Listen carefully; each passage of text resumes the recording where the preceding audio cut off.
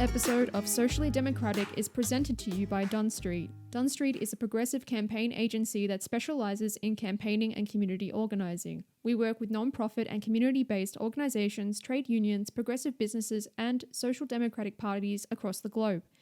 Dunn Street develops community engagement and organising strategies to win campaigns both big and small. Dunn Street trains engagement staff, volunteers and organisers in leadership and power building and helps leaders craft their own public narrative that tells a story that unites people and moves them to act together. If you want to create change in your community in 2024, then hit us up at dunstreet.com.au.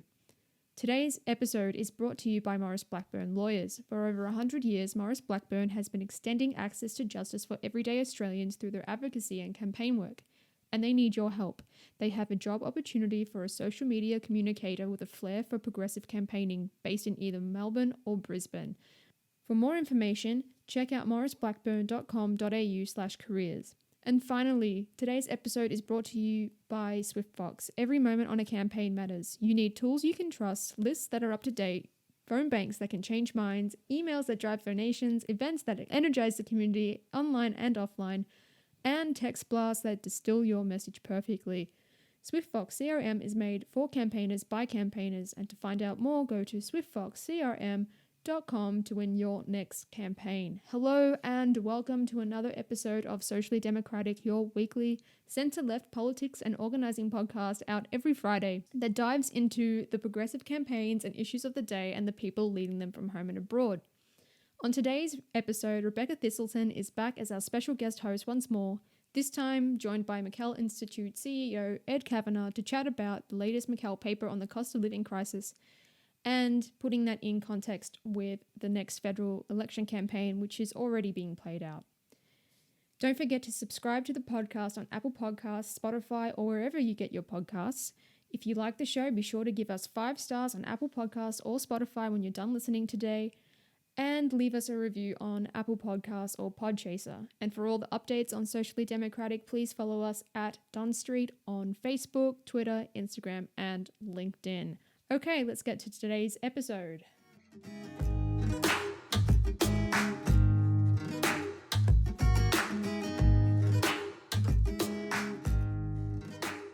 Hi there, it's Wednesday afternoon from the lands of the Wurundjeri people of the Kulin Nation, and I'm Rebecca Thistleton, filling in for Stephen Donnelly on the Socially Democratic podcast.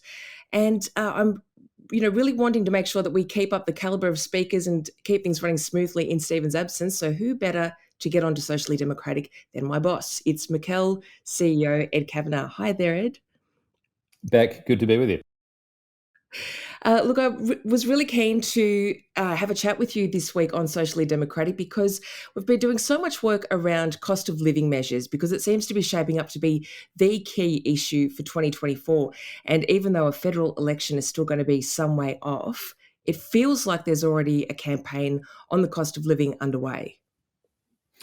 Totally. Look, I think it was becoming pretty clear, the second half of last year, what 2024 would look like, I think, in terms of this sort of political debate that we're going to see. And we saw, the federal opposition framing, getting a lot of skin, actually, I think, off the government over the last 6 months of last year, like really hammering home the cost of living pressures, blah, blah, blah.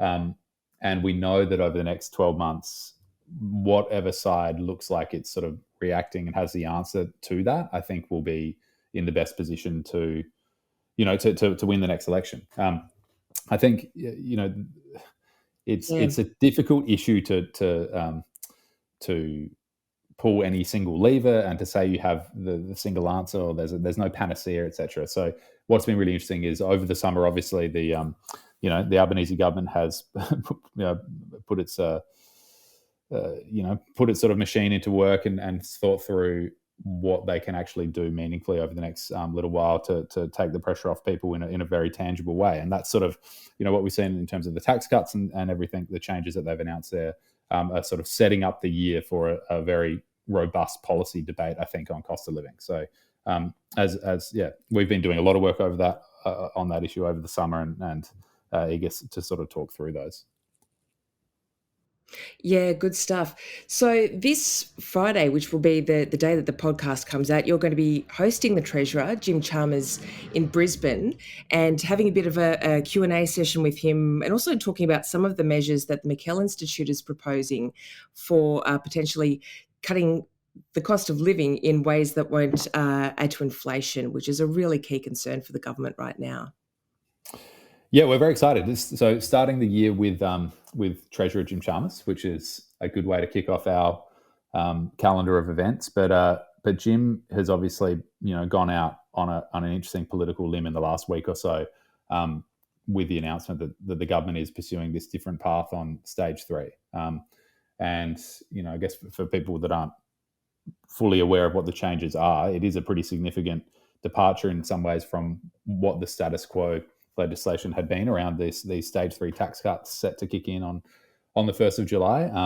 And effectively what it does is, instead of disproportionately benefiting high income earners, it more evenly distributes those benefits across the income band, including, importantly, to people that are working and earning between $18,200 and $45,000 who sort of stood to get nothing under the proposed changes. So I think a lot of the discussion that we're going to be having with the Treasurer later this week is going to be on the merits of that, on why they're going down that path, why they've pulled this lever, despite a potential political risk there, but also framing the year ahead, not just in terms of the domestic economy and domestic cost of living scrap that I think we're going to see in terms of the political debate, but also the global environment and the sort of, in some ways, increasingly benign global economic environment that potentially will be kicking on, sort of influencing our debate over the next 12 months. I think, when the Treasurer assumed his role back in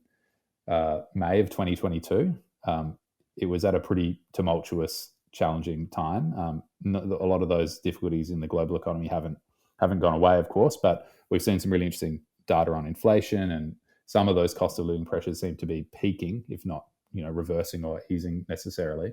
And also, there's some positive signs around, things like the relationship with China is getting better between Australia and China and things like that. So I think the Treasurer is going to be framing the year ahead, which will be very interesting, and then sort of backing in those pretty substantial changes he's made to these stage 3 tax cuts. Yeah, absolutely. And I'm guessing too that Jim Chalmers would have been one of many people within the Albanese Labor government that would have been thrilled to see today that inflation is now at 4.1%. That's still above where the RBA would like it to be. But it goes to show that there has been progress made on lowering inflation. What are your thoughts on the potential for there to be more interest rate rises in the coming months, just to get it down that little bit further? I think that won't happen, which is a relief for a lot of people, and including the government. I think they'll be very happy to see the data that came out today. Effectively what the trend is this quite precipitous decline on inflation, and it's mirroring what we're seeing in the US in particular, in other advanced economies. It does look like this sort of transitory inflationary period, which is coming off the boil. And we saw retail data, sales data come out this week as well that showed a quite dramatic slump in retail sales data. So no one is expecting now, in this context, for the RBA to lift rates. I saw today the market expectations, 80% of the market or whatever metric they use to measure this were sort of forecasting and pricing in at some point as early as June or July that there will be potentially a rate cut, which is interesting, and it certainly changes some of the context of this cost of living conversation. But what I think is interesting about the data as well is that it shows that over the last 12 months, 18 months, the Commonwealth, state governments, they have done a lot on cost of living relief. Like, it's not like they haven't done anything at all. Obviously, the challenge is persistent. But the Commonwealth have put in place pretty meaningful measures around energy bill relief, Commonwealth rent assistance. That's some viewed as quote unquote inflationary. But despite those levers being pulled, there's still this sort of precipitous decline in inflation that's being measured. So it at least means that government does have a little bit more wiggle room to address cost of living, even if that does involve some additional money coming into the economy. And, some are arguing, of course, that with the stage 3 tax cuts, it probably is potentially more inflationary than the original design, purely because so much more of that money is going to people on lower incomes who have a higher propensity to spend that money. But there's room for the government to breathe on pulling in when it comes to pulling these sorts of levers. So, I'd be stunned if the RBA wanted to, finish the job and raise rates too high. That's very unlikely now. Now the conversation turns to when they will look like lowering rates, and ideally politically for the government, that would be sort of at the back end of the year. We see an easing of monetary policy that aligns with this tax relief coming in, with some of these other cost of living measures sort of kicking in. So that's the hope for the government, I think, and I think it's quite a likely scenario too. Yes, most definitely. And it was interesting too to see some of the analysis that you did around some of the lower income workers that will now be eligible for a tax cut where they previously weren't as well. For people that are earning 45 grand a year, just the idea of having some extra dollars in their pocket, that doesn't necessarily translate to discretionary spending. These are people that are dealing with a really difficult rental market and successive mortgage rate rises, the rising cost of living across the board. When people start to feel a bit of an ease by having a bit of a tax cut, it doesn't necessarily mean that they're going to be going out and spending money for fun again. I think for a lot of people at that lower income end, it's just going to give them a bit of breathing room. The thing is what's been fascinating watching this conversation over the last week or so is that the kind of lived experience of people within those income thresholds, and maybe if you earn a little bit more, 50 or 60,000 bucks a year, people, that is completely dismissed in these conversations about like families. And it's been remarkable to see the opposition, for example, talk about how people earning $190,000 a year, that's not much money these days, etc. Even if you think that, the reality is the median income in Australia is $67,000 a year. That includes people that work part-time, but there's an enormous amount of people in the economy that do work part-time, whether by choice or just because that's all they can get. There's some full-time jobs in Australia where the hourly wage equates to $48,000 per year, even if you're working a full-time job. That's the sort of lower end of the award range with some occupations. I mean, in my own family, my old man, he lives off an insurance, sort of income protection insurance thing, because he got crook and had to retire early, and he earns a little bit over 50 grand a year, and was the extra $800 he'll have under these changes, as someone who has to sort of pay his tax quarterly. I mean, it's very, very tangible and very meaningful in his life. So, the idea that the government could pull that lever and deliver such meaningful help to people in that income threshold is just so important, and it's so important to highlight. And the concerns that the opposition have had that you're effectively, I don't know, breaking a promise to people on the highest income bands is frustrating, because they're focusing so heavily on that and certainly not seemingly at this stage supporting at all the sort of even principle of providing any extra assistance to people who desperately need it. Oh, that's right. And it's been interesting too, seeing some of the case studies that certain media outlets have chosen to hone in on. We're talking about couples that their combined dual income is more than $400,000, and they're talking about the increased difficulties that they expect to have in buying a property now that they won't be getting as much of a tax discount. Whereas the flip side to that argument, and this is something that we've started to see through some of the ALP socials as well, is some of the figures like a nurse on $76,000 will get a tax cut of $1,579, or a truckie on $77,000 will get a tax cut of $1,604. So it's interesting to see which of those sorts of lived experiences are going to be the ones that resonate with more people. Yeah, and I think I just think on that, I don't think people care in Australia if people earn a lot of money. It's not like so the opposition is saying, oh, this is a class warfare topic, and the government are begrudging people for doing well and things like that. And it's not that at all. It's just that you have finite resources and finite levers to pull as a government. and where, this is the best one to pull to meaningfully address cost of living and to sort of bring a bit more equity into the tax system. There's still legitimate problems around bracket creep. There's other issues within the way that Australia manages its tax, but it's not punishing people on higher incomes, and they of course still get tax cuts. No, under that's right. these proposed changes. So I think it's been pretty disappointing seeing that, I guess, the language around that and some voices in the media, in the opposition, wherever it may be, trying to kind of animate this class warfare narrative, which I don't think could be further from the truth. Yeah, no, that's right.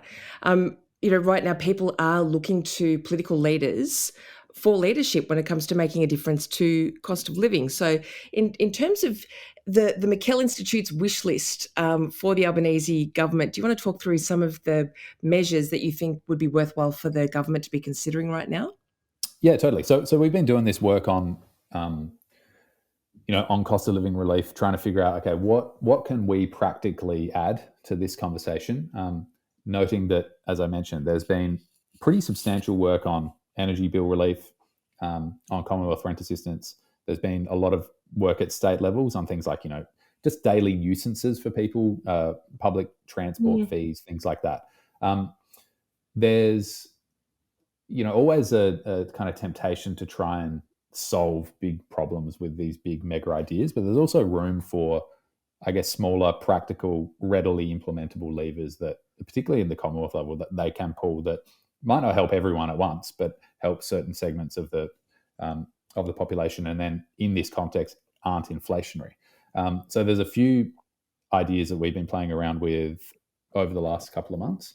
The first one is national toll road relief. So we've seen in New South Wales one of the most effective political and economic moves that the New South Wales government has made, the Labor government in New South Wales, has been to enact this toll road relief package, which is sort of, in some ways, a kind of inelegant economics. It's effectively the government sort of subsidising the tolls for people. But we had these huge issues in Western Sydney with people, particularly shift workers, tradies, those that have to go back and forth, those that are driving all day long, paying hundreds of dollars per week on tolls. Just this extraordinary cost on people's, a burden on people's household budgets. And the New South Wales government has sort of enacted a cap, a weekly cap of $60.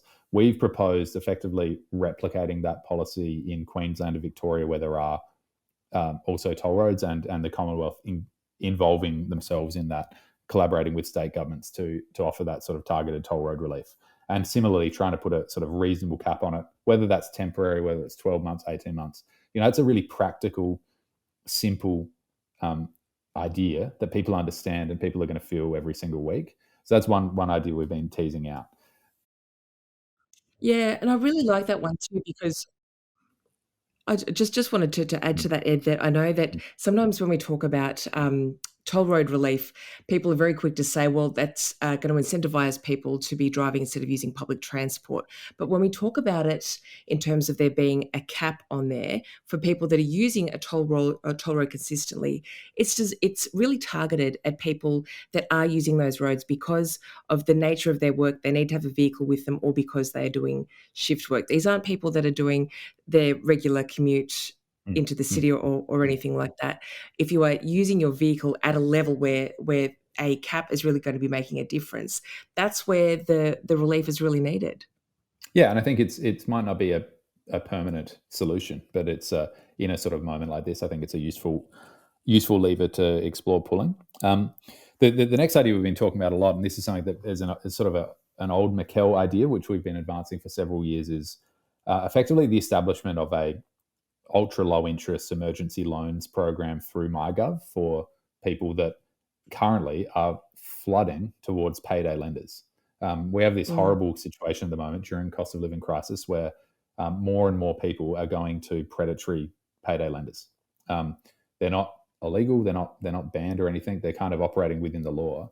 And unfortunately, payday lenders are actually serving a purpose and a need at the moment. I mean, a lot of people are using them and they're soliciting those services. And there's a whole swathe of people particularly on lower income bands. So if they need money fast, they might not necessarily have access to a credit card, or they can't, go through conventional means to receive credit, and are going to these predatory payday lenders. And that's, creating these cycles of debt. It's getting some of them chased by debt collectors over time, all this sort of horrible consequences that come from using these sorts of lenders. So again, this is not a panacea for the cost of living crisis at all, but the government has an opportunity there to effectively offer a scheme through MyGov where anyone earning under $100,000 a year, this is the McKell proposal, would have unfettered access to two $750 loans per year.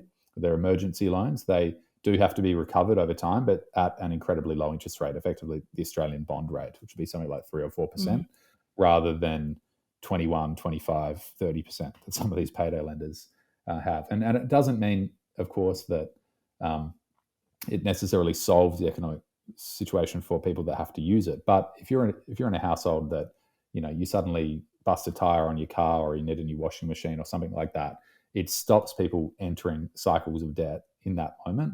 They have another service to go to. So we think that's something, an idea we've discussed for a long time at McKell. And I think now is an opportune time to pursue that. It's Definitely. Yeah. And I think too that another reason why I think this is such a good time is because I've even noticed that there has been more advertising of payday lenders, and it's presented in a way that's far more in line with what you would expect marketing services to be promoting to young people at the moment. So I saw an ad the other day at a bus stop, and it was basically promoting, get a quick online instant answer to be able to borrow a couple of grand really, really quickly. And so it's the way that it's being sold to people, and it does look like it is being targeted at young people that are very used to being able to access things such as Afterpay very quickly.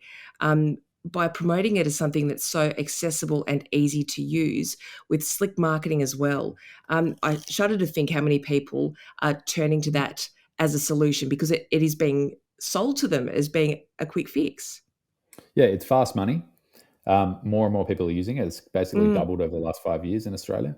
And the government should provide an alternative. It's of a net zero cost basically to the government bottom line, because over time that money would typically be recovered through the tax system. I mean, there's similar services available for people who are on income support. So if you're on, receiving the age pension or something, you might actually be able to already access certain schemes like that through the Commonwealth. Our proposal is to design a scheme that is accessible to taxpayers, particularly those on lower income taxpayers, people that are working. But we think it's a reasonable solution. Again, not going to solve everyone's problem, but it's if it could stop tens of thousands of people entering those debt spirals, I think that's a really meaningful outcome and makes a very practical difference in people's lives. Now, another one like that we've been talking about, another idea is similar demographic or similar sort of cohort of individuals that you want to support, helping those on second jobs, being able to have more access to their PAYG tax quicker. We have this problem in Australia where more and more people on lower income bands are forced to work 2 or 3 or 4 jobs, not always by choice. They don't necessarily want to do it. We now actually have over 1 million people in Australia working 2 jobs at once. And more often than not, they're doing that in aged care, in retail, in jobs with effectively lower hourly wages. One of the issues is often when you go and take a second job, you're taxed over a period of time at a higher rate than on your first job. Now that's at the end of the tax year, you typically get your money back. You're not getting taxed anymore overall, but during the course of the year, you're likely to pay more pay-as-you-go tax on your second job than your first. So if you're an individual that's working 2 jobs collectively earning, say, $60,000, you're likely throughout the year going to be paying more tax each week than someone who's working just 1 job, has claimed the tax-free threshold on that job, and then is paying less tax effectively through each pay packet. So we've effectively developed an idea where individuals that are working a second job would have ready access and quicker access, instead of having to wait for July 1 each year, to actually get some of that money back that they've put into tax through PAYG, as they've been working. So again, a simple tweak, allowing people to get more money that is theirs sooner. Often people that are working second jobs, they need a little bit more money now, not a lot more money on July 1 or July 2 when they get a tax return. So the proposal we have is effectively to try and get more of that money that people are entitled to back sooner in the financial year. And again, I think that would help those that are on those lowest income spectrums. Oh, absolutely, yes, especially because it is that particular demographic of people that do tend to be working more than one job. And especially when they do tend to be in a lot of those care sectors as well, they really shouldn't be penalised for the fact that they're doing everything that they can to make ends meet while also providing essential community services as well. Yeah. So another one of the ideas that we've been playing around with is tweaking the tariff regime to basically try and make imported goods cheaper. There's a vast range of goods that are imported into the country, of course, that are subject to tariffs of varying degrees, white goods, other household items, that ideally if, the government lowered some of the tariffs that were on those goods that were coming into the country, it lowers the ticket price for people on the shop shelf. Again, that could be a temporary measure. This is an idea that's been put forward by an economist called Chris Richardson as well. One of the neat things about this policy is that even if it encourages more spending by households, it's effectively exporting the inflationary nature of that expenditure by offshoring the inflationary pressure, which is a kind of neat trick. So it means people that can kind of continue consuming in a way that they need to, and are doing so ideally paying lower prices, or at least those prices won't increase as quickly.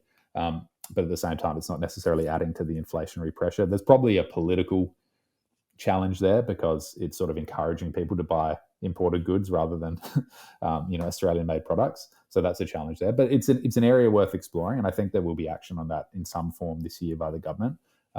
What that looks like, I'm not too sure. But we've effectively in this paper teased out what that policy could look like and the sort of impact it could have on people. Yes, yeah, I think it's something too that a lot of Australians, when you realise the inflated prices that we pay for a lot of things that are far cheaper elsewhere, it does start to feel a bit unfair, particularly on items that we don't actually manufacture here in Australia as well. Yeah, exactly. And I think, we might not want to have that sort of policy change forever, but in a moment like this, it could be fertile ground, I think, for the government to deliver something pretty quickly, like you'd see those prices filter through relatively quickly. One of the areas we've been exploring as well, I think, is something that, again, it's sort of seeing this cost of living challenge. Not all the responses need to be sort of emergency measures that we just do temporarily. Like I've listed a few of the ideas that we have that are kind of short-term, immediate pressure, release the pressure valves. But I think this moment should be also seen as an opportunity to correct course on some of the other problems we have on other areas. And one of the areas we've been looking at pretty substantially is the idea of the nature of HECS repayments and how they're done at the moment. At the moment, unlike regular pay-OEG tax, HECS repayments aren't done on a marginal basis. So as soon as you enter a new income band, you suddenly have to, pay significantly more on your HECS repayment. And it's not just people who've gone to university. These are people with HECS debts, or help debts, I think they're called now, from TAFE courses, from other vet courses. People use those schemes to borrow money to buy equipment in the trades and other things like that. So there's a whole range of people that have that are repaying help debts. But the problem is, at the moment, say if you're earning under $57,000, you'll pay 1% of your HECS debt per year. That's like the bill. But if you earn $57,001 or whatever that band is, you suddenly pay 2% over the overall HECS debt. And what it means is there's actually certain income levels where once you cross that income level, your net take-home pay actually goes down because you're suddenly paying this basically a much larger HECS payment. So one of the ways that we can solve that, and it's not forgiving the debt or anything like that, it's changing it so that the repayment schedules are marginal. So you pay more on the like the income tax sort of bands. You pay more on sort of bands of income rather than overall. And what it means is that it doesn't disincentivize people from earning more money. It's it just like really would make a meaningful difference in people's take-home pay. And overall, it doesn't necessarily mean that the government's losing out on any more money. Those debts will be recovered over time as well. It's just a more reasonable, more measured way of collecting that debt that doesn't punish people for going up into different income brackets, which is effectively what the system we have at the moment. Let's take a quick break to talk about SwiftFox. Every moment on a campaign matters. You need the tools that you can trust. Lists that are up to date, absolutely. Phone banks that can change minds. Emails that drive donations, and events that will energise the community online and offline. And text blasts that distill your message perfectly. SwiftFox CRM is made for campaigners by campaigners. And to find out more, go to swiftfoxcrm.com to win your next campaign. Okay, let's get back to the show. Absolutely. And I think too, anything at the moment that would really show young people as well that the government is listening to their concerns about cost of living would really go a long way, because we know that when people talk about cost of living pressures and also budgetary measures from governments as well, it's generally framed in the context of a family.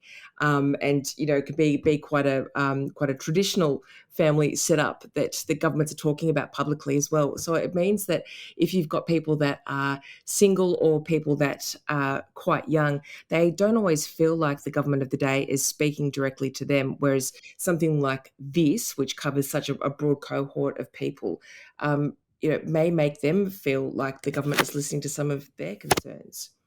Yeah, I like it's. I think there's some reluctance sometimes to you know, particularly in a moment like this where many of the most acute pressure facing people in this moment are often those who don't have a university education, or they haven't entered, you know, jobs post tertiary education. And I'm empathetic with governments wanting to focus sort of exclusively on those groups, but there's a huge amount of people that graduate from university, they enter sort of moderately paid jobs, and this is really a difficult moment for them too. There's also people that, you know, don't earn phenomenal incomes just because they went to university, you know, and there's also this breadth of people that that receive, well, effectively have taken out loans through the HELP program, as I said, that aren't just those who have gone and done, you know, university degrees that have instantly led to them being in the highest paid packets or anything like that. So there's an opportunity there, I think, to not, you know, cancel the HELP program, or, you know, to not sort of uproot it entirely, but to change it so that it simply just isn't punishing people the more they earn, you know, so dramatically. I think there's this very fertile ground there, and you're right. I think it appeals to younger people, but of course, you know, people are still paying off their HELP debt, you know, into their 30s and 40s and 50s, of course. Yeah. So I know I've still got, I don't know, $40,000 debt or something like that. So that was a consequence of doing, you know, too many failed degrees, you know, in my early university career. But so there's a broad range of people that I think it just noticeably benefit. You can do so without it necessarily being inflationary. It doesn't cost the government a lot of money. I think it's a way of listening to people that that otherwise feel left out of the political discourse. Yeah, that's right. And that seems to be a real theme that runs through these different options that you've spoken about, the fact that they are not inflationary, but also things that government could introduce relatively quickly. Mm-hmm. Yeah, these are implementable, not solving all of the problems around cost of living, as I framed up at the start. But the way that we've approached this work is to augment what's already happening. We think that, like, you know, the stage 3 lever that has been pulled is significant. It's relatively dramatic. None of the ideas that we put forward here are that consequential, and they're certainly not affecting, you know, 97% of taxpayers positively like those are. But these are sensible, common sense, very practical and implementable ideas that have been some are new, some have been lurking around for a little while, but you know, that's the sort of stuff that government needs to be able to do sometimes, to be able to quickly implement these practical ideas that people feel pretty quickly, not necessarily in a year or 2 or 3. like so many other things that happen. There's the last idea we've got in this work that we're soon to put out is, and I think there will be progress on this year, is looking at reforming non-compete clauses for all workers, but particularly workers that are on jobs that pay under those top income tax thresholds. Like, it's amazing. There's been some incredible research last year. I think it was by E61, looking at the amount of jobs in Australia that are subject to non-compete clauses, where you basically can't move on. You need an extended period of time, or you're not allowed to at all for some period of time move on to a competitor within that same industry. It's not just high-end law firms. It's not just sensitive jobs. Often it's actually pretty like normal run-of-the-mill occupations, which have become subject to within the employment contracts non-compete clauses. We've even seen it in the gig economy. There's existences of non-competes, and obviously that suppresses labour mobility. And obviously we know that one of the best ways that people can go and get more money is to change jobs, and that's effectively where you see people's income going up the quickest, is when they move to a job that pays them higher. Not everyone can just click their fingers and do that, but when you are prohibited effectively from doing that, that obviously means it's just one less lever that they can pull as an individual to improve their circumstance. So that is an area that is just way overdue for reform. People are talking about that. That's a relatively live discussion, and I think this year you will see reform on that. So I'm hopeful that will occur. And again, this is part of a broader package. That's addressing labour mobility. That's another feature, because of course the ultimate goal in the end of the day is to get to a situation where we have real wage growth. Wage growth is outstripping inflation. Making sure that there's not so many barriers to labour mobility is an important part of getting wage growth into that real wage growth territory. And I think, if that's executed, then we'll be on the way to achieving that. Absolutely, yes, yeah. And of course, these ideas really stem from the McKell Institute's core values around supporting workers too. And I think as well that we're starting to really come into an environment where there is a lot of political will and also political license to be doing a lot more, and hopefully appetite for more tax reform too. And so in terms of some of the bigger ideas, I know that something that we've always advocated for is scrapping negative gearing. Do you think that that's something that we may see some movement on before the next federal election? I would be surprised if they did anything significant on that. I mean, so McKell, for a bit of background for the listeners, back in 2015, 16-ish, I think it was, we worked up sort of an options paper on negative gearing reform. And there were 3 or 4 proposals within that paper, ranging from, abolition through to much more, I think, reasonable and nuanced ways to reforming negative gearing. And the policy that we sort of gravitated towards and was subsequently adopted by the then Shorten opposition was effectively applying negative gearing to new properties only, grandfathering in people's existing arrangements, and recognizing that negative gearing is a really powerful incentive, and we can orient it in the right direction instead of just having endless speculation on the same bricks and mortar for infinitum. We can use the power that is negative gearing, this incredible incentive, to orient it towards new construction, bringing in more supply. I mean, it's so funny when we look back at that policy, and then we talk about the housing crisis and the housing supply shortfall now. I mean, it's a shame that it's not in place. It really that is. Being said, yeah. That being said, Labor, it was the marquee issue perhaps in the 2019 election, you could say. I mean, they took it to 2016, did quite well, Labor, unexpectedly, and then took it to 2019 and got sort of unexpectedly trounced. And that was viewed as one of the determinants of it, and so susceptible to scare campaigns and things like that. So I think it's different to this stage 3 tax cut sort of discussion in some ways, because yes, the government has changed tune on that, but that's responding to this very sort of material, immediate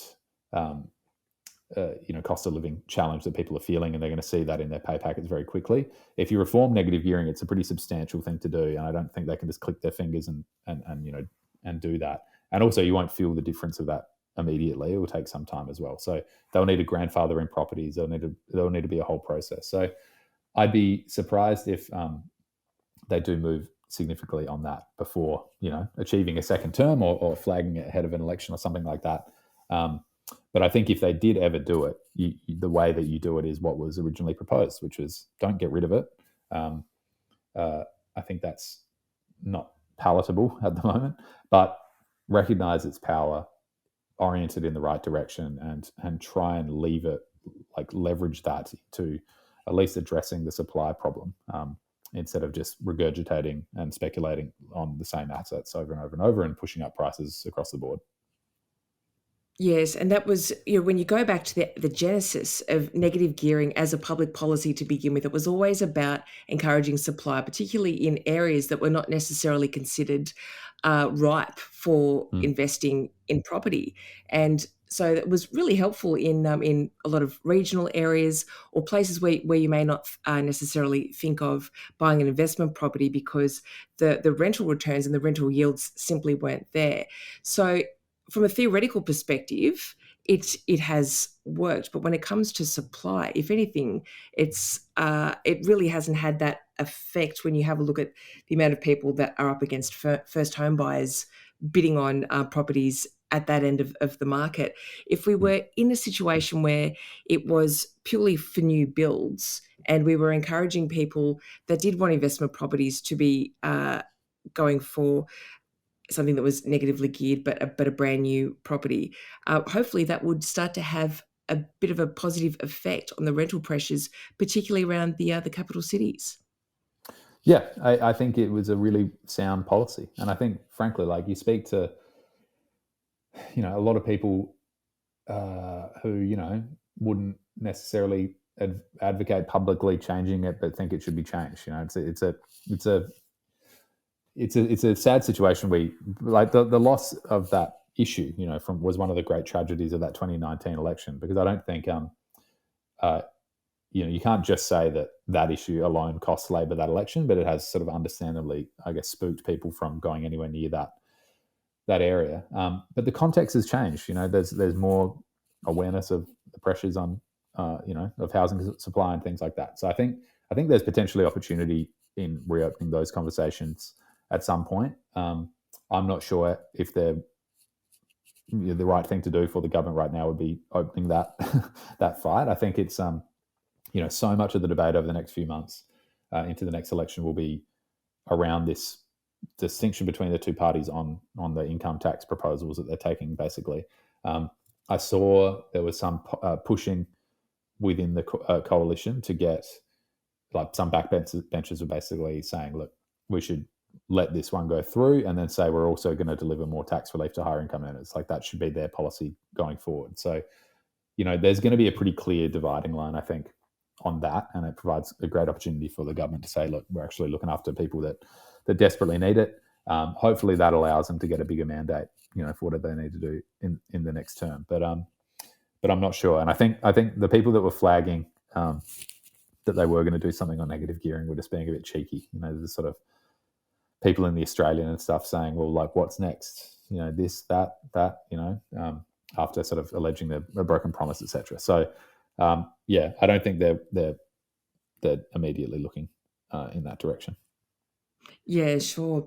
And thinking through that list of ideas from McKell and the way that you've really gone for things that are practical, non-inflationary, and also able to be implemented as well. There's a lot of value in the fact that these are practical ideas rather than sound bites that might sound like a quick and easy solution to a punter, but wouldn't necessarily have a positive long-term impact on the cost of living or the cost of housing or the economy. So something like the Greens have been campaigning very hard for rent caps, which we know has been tried elsewhere in the world and ultimately has a really detrimental impact on rental properties, particularly in markets like Australia, where properties tend to be owned by private investors, Or you've got the Libs that have said that we should be allowing first home buyers to access their superannuation, which would just put a rocket under the entire housing market as well.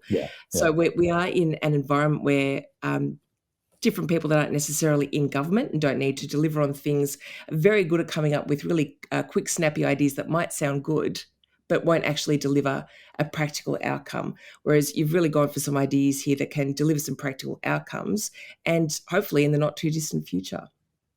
Yeah, and I think there's on some of those issues. I mean, there's really fertile ground to still do more on renting. I mean, and where the Greens are right is that they're focusing so much attention on people that rent, and they are a constituency that have often been ignored, and there's so much that can be done, and a lot that has been done at state levels around rental rights, no fault of evictions and all this sort of stuff were kind of off the scales. It's the Wild West in Sydney, when you're trying to get a rental. So there's a lot that can be done to improve the conditions of rent, the rights that renters have, etc. That issue, that idea of rental controls is, it's appealing, but it's just often just hasn't had the desired outcome. So even without being any that's just what the outcomes have been in so many other jurisdictions. So the question is, how can you deliver more sort of breathing room for renters without necessarily executing that policy that might not just work in the medium term? Maybe it would for some individual renters at the moment, for some of them, but it would have this sort of longer term detrimental impact, which is a problem. Some markets are cooling off as well. We're seeing like rents in Hobart recently have gone down dramatically as they've sort of seen a lot of supply come in. So, there's it's tempting to go down that path, but yeah, I just don't think it's the most practical path. But renters do certainly need to be sort of talked about and a part of our policy conversation in a much more meaningful way, I think. Then there's the perennial idea, which is to just tap into superannuation to buy houses. I mean, it's just a sort of zombie idea. It never goes away. It's the first idea that like anyone has on that side of politics around housing. It's just this sort of dream that won't die. But we did some really comprehensive modelling on that at McKell a couple of years ago, and what was really interesting about the modelling was that it showed that not only would, of course, if we allowed access to super just to buy housing, not only would that, of course, increase prices, but all it would really do is accelerate the entry into the market from people who are already likely to enter the market. That was one of the most interesting findings. So it didn't necessarily broaden the sort of demographic of people that were able to access home ownership. It effectively allowed certain cohorts accelerated access under all the scenarios that we had modelled. And that was a really interesting finding. So it wouldn't necessarily expand the pool of homeowners. It would just retain what we already have while bumping up prices significantly, and also have a very detrimental impact to people's retirement savings. So that's certainly a no-go. Renters' rights, though, is fertile ground. I think there's always going to be more for state governments in particular to do on that front. There really is, yes. Yeah, so I think we'll wrap it up there, Ed, because I know that you are about to be boarding a plane very soon to Brisbane to be welcoming Jim Chalmers on behalf of the McKell Institute and to talk about all things to do with the cost of living and some of the ways that we think that we might be able to make things a little bit easier in the short term. Thanks so much for the chat. Pleasure to be with you. Thanks for having me.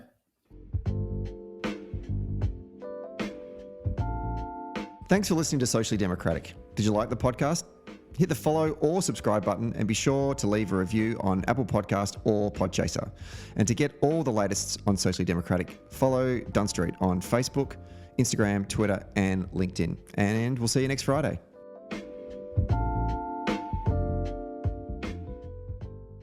Today's episode of Socially Democratic was brought to you by Maurice Blackburn Lawyers. Maurice Blackburn Lawyers have spent more than a century paving the hard path to justice for everyday Australians, and they've helped over 500,000 Australians turn their situation around, and they know how the system works. Their experience and skills means that you'll get the best results possible. To find out more, go to their website, mauriceblackburn.com.au. Maurice Blackburn, experience you can count on. Socially Democratic was brought to you by SwiftFox. Every moment on a campaign matters. You need the tools that you can trust, lists that are up to date, phone banks that can change minds, emails that drive donations, events that will energize the community online and offline, and text blasts that distill your message perfectly. SwiftFox CRM is made for campaigners by campaigners. To find out more, go to swiftfoxcrm.com to win your next campaign.